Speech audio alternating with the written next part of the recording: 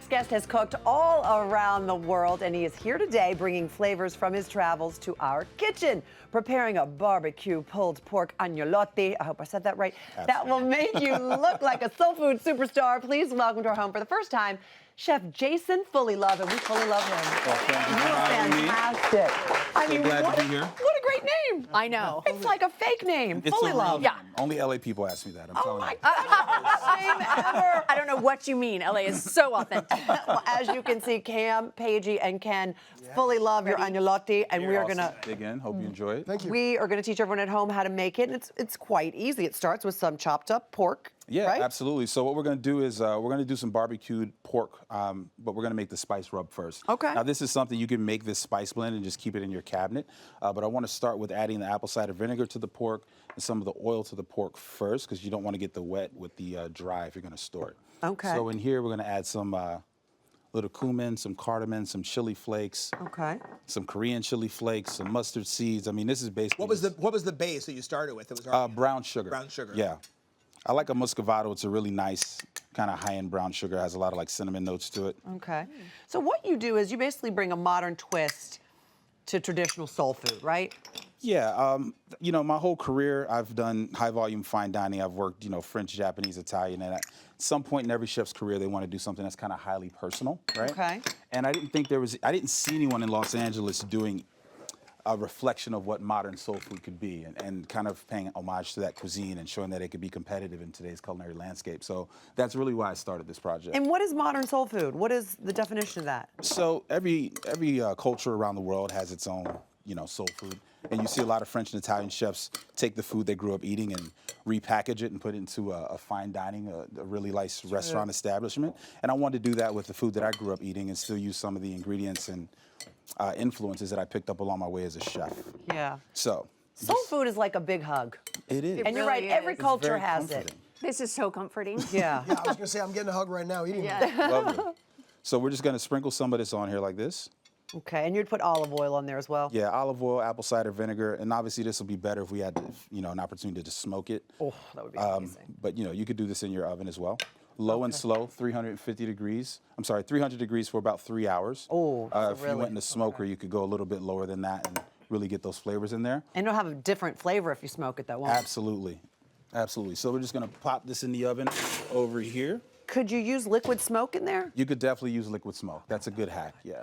All right, so then after you pull it out, Mm-hmm. it's so fork tender that you could just pull it apart like that, right? Exactly. So you're gonna take 2 forks, just pull it apart. It's gonna look something like this. Okay, now right. we make our pasta. Yes. So how do we do that? So now we're gonna make our filling first. I'm just Okay. gonna traditional way. I'm gonna add a little ricotta cheese. Okay. I'm gonna grab another spoon over here.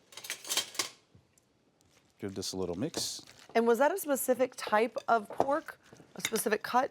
This is pork butt that we're using. Okay. It's a really good cut. Which is really the shoulder. Yeah, pork shoulder. Pork shoulder, pork The butt. pork butt is really the shoulder. Two different things. No, I don't know why they call it pork butt, but it's the shoulder. I think chefs just like calling it pork butt. As you're mixing that up, tell us a little bit about Abernathy's, where you are the chef for only a small period of time, 3 months. Yeah. And that's It's that's how actually- they roll there. Yeah, so we change out the chef at Abernathy's quarterly. It's a great program for chefs who've been working on things who don't really have a place to do their full concept.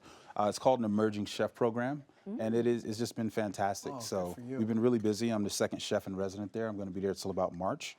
Excellent. That is And, such a cool feedback has been concept. great. Yeah. I agree.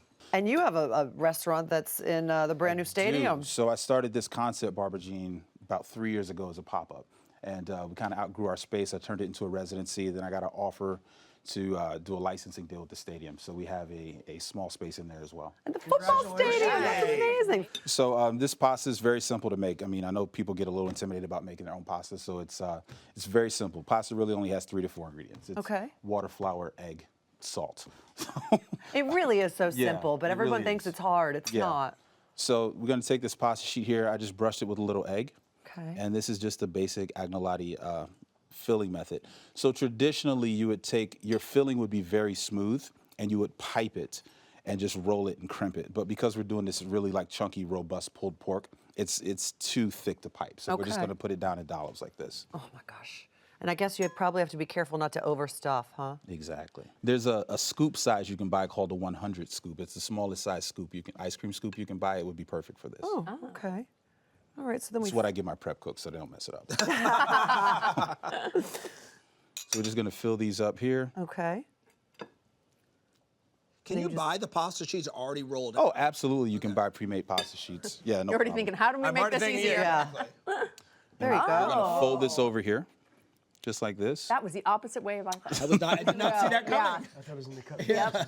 So I want to have the seam on the bottom here, and then I'm just gonna go and crimp like this.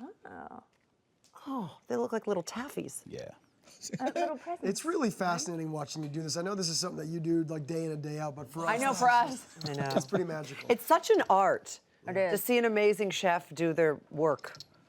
That is the Get truth. rid of that. There we go. And then just cut them. We just cut these.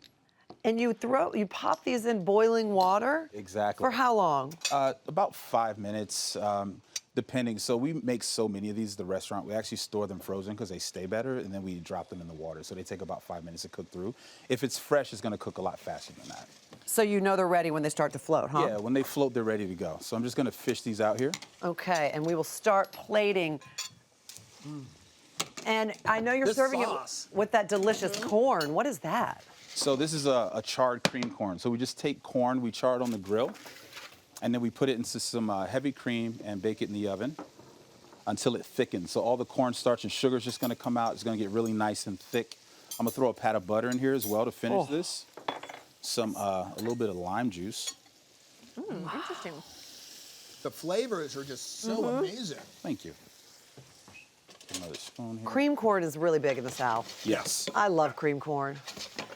Corn pudding. Oh, corn pudding. So good. We're just going to plate So this guy delicious. up. You're gonna love this, Deb. I can't wait. This is soul food, whole next level. Let me tell you something right, Right? now. And then you're garnishing with some parsnips. Yeah. Oh, is there We Yeah. were eating it the whole time. We have no idea. Yeah, so we just took some parsnips and tossed them with some curry, some olive oil, some salt and pepper. And again, you can finish with any type of fresh herbs you like. We have a nice herb blend at the restaurant we use. It's just parsley and basil that we keep chopped up on the line. It just I know. freshens So everything good. up. Super yummy. My You guys- soul has officially I'm been gonna throw a little bit Yeah. of this in here. That's funny. A little Look at cheese, that. and then just some parsley leaves. It is an art. There you All go. right, guys. All right, Hope Jason. you enjoy so that. much. Wow. I have a Everybody bite visit too, why not? hallmarkchannel.com. And if you're in the Los Angeles area, be sure to check out Chef Jason's menu, available now through March. And you can visit the website abernethysla.com. Check it out.